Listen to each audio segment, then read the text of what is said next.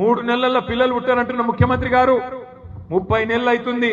మరి ఇప్పుడు పిల్లలు పుట్టకపోతే నీకేం పేరు పెట్టాలి, నేనేమని పిలవాలని చెప్పి నేను అడుగుతా ఉన్నా. 30 నెలలు అయింది కదా, 30 నెలలకు కూడా మరి 6 గ్యారెంటీలు అమలు కాకపోతే నేను ఏమనాలి, ఏమనుకోవాలి? నేనేం అంటలేను, ఏమనుకోవాలని మిమ్మల్ని అడుగుతున్నా. నేను అంటలేను రా భయ్, అంటే ఏదో బాధ. ఈ మధ్యన నేను ఆయన తిడితే కూడా మా సుమన్కే నచ్చలేదు. నువ్వు తిట్టకన్నా మేము తిడతాం కదా అంటూ. అంటే ఏమైందంటే ఇలా రాష్ట్రంలో ఎంత గలీజ్ రాజకీయం అయిపోయిందంటే ముఖ్యమంత్రి లెక్క లేడు, మంత్రి లెక్క లేడు, ఎమ్మెల్యేలు లెక్క లేరు. మెయిన్ గా వచ్చింది క్యాతన్పల్లి మున్సిపల్ చైర్పర్సన్ గారిని కౌన్సిలర్లకు సన్మానం చేసినందుకు. అది సభ్యంగా అయ్యేటట్టు చేయండి, ఎందుకంటే వాళ్ళు మామూలు కాదు.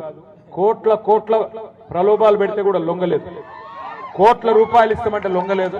అట్లాంటి వాళ్ళకు ఒకసారి గట్టిగా చప్పట్లతో హృదయపూర్వకంగా అభినందనలు తెలియజేస్తూ మళ్ళొకసారి ఆలస్యంగా వచ్చినందుకు మన్నించాలని కోరుతూ తప్పకుండా మంచిర్యాలలో మళ్ళీ గులాబీ జెండా ఎగరాలని ఆకాంక్షిస్తూ పేరున అందరికీ నమస్కారం. జై తెలంగాణ.